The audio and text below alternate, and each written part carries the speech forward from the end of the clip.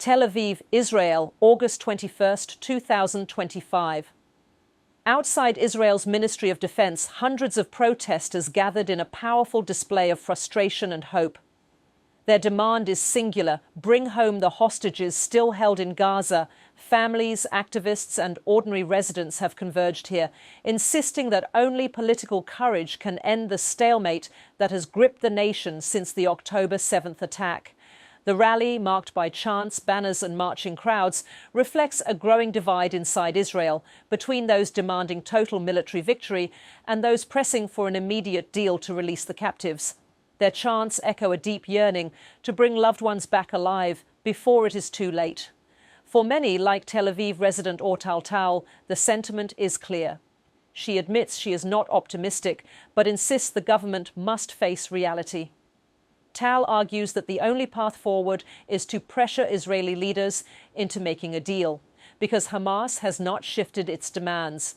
She says bluntly that everything possible must be done to bring the hostages home now. That frustration is even sharper among the families of the captives.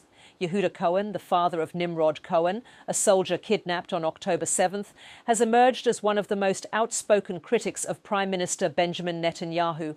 For him, the government's refusal to compromise is both unacceptable and unsustainable. He believes Netanyahu must go, not for political rivalry, but to secure the hostages' release through a deal that ends the war and brings Israeli forces out of Gaza. Cohen also accuses the government of ignoring public opinion despite the massive demonstrations across the country. He says outside pressure is essential, but not from figures like Donald Trump, whom he claims is shielding Netanyahu instead of helping families. Instead, he calls on Europe to tie its push for Palestinian statehood to a hostage deal, leveraging diplomatic weight to stop the war and secure the captives' freedom. These protests come against the backdrop of a devastating and protracted conflict. Since October 7th, when Hamas launched its surprise cross-border assault that left more than 1,000 Israelis dead and hundreds taken hostage, Israel has waged a relentless military campaign in Gaza. The war has killed tens of thousands of Palestinians, displaced millions, and left entire neighborhoods in ruins. While Netanyahu insists only overwhelming military pressure will force Hamas to capitulate, many Israelis are beginning to question whether that strategy is either realistic or moral.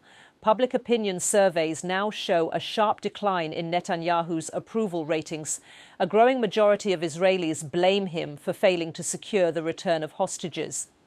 Protests have erupted not only in Tel Aviv but in Jerusalem and Haifa, uniting families of captives with broader segments of Israeli society. Their message is clear: the government must prioritize human lives over political survival. The hostage crisis has also become an international flashpoint.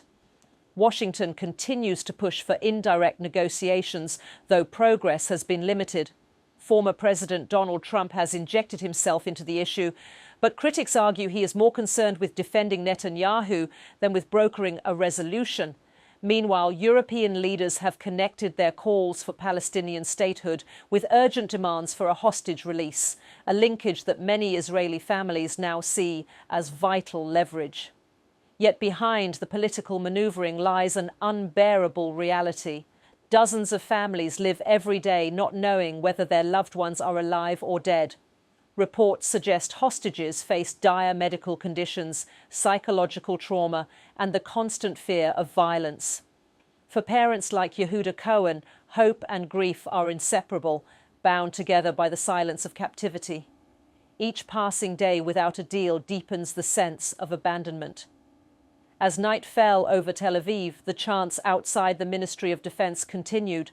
Protesters lit candles and raised signs, vowing to keep the pressure on until action is taken. For them, this is not merely about politics or strategy.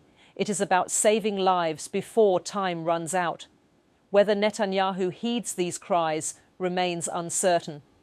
But the pressure is building, both at home and abroad, and with every passing day, the call to bring the hostages home grows louder. A demand that transcends politics and pierces the conscience of a nation.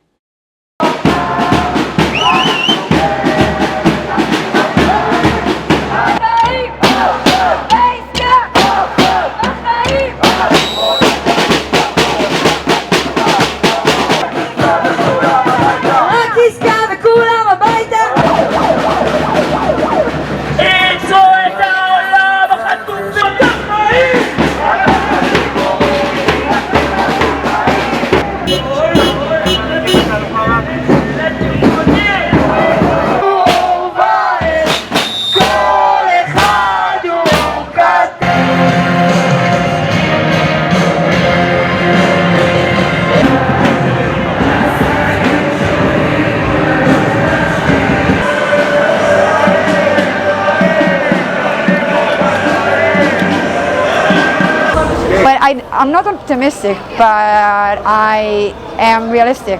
I think that the only way that we can get to a deal is by pressuring our government, the Israeli government, to make a deal. Because Hamas hasn't changed its situation about the deal.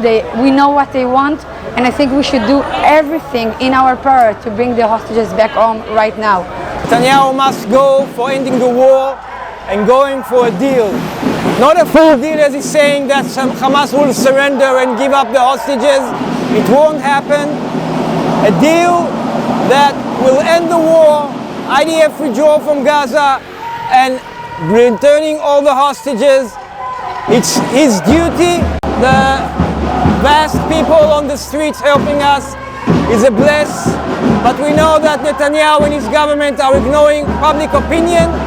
We need outside forces, not Trump. Trump is not helping us. Trump is helping Netanyahu. We need the European. We need to connect to their declaration of a Palestinian state, to influence from the inside, to pressure Netanyahu and to use it to stop the war and get a hostage deal.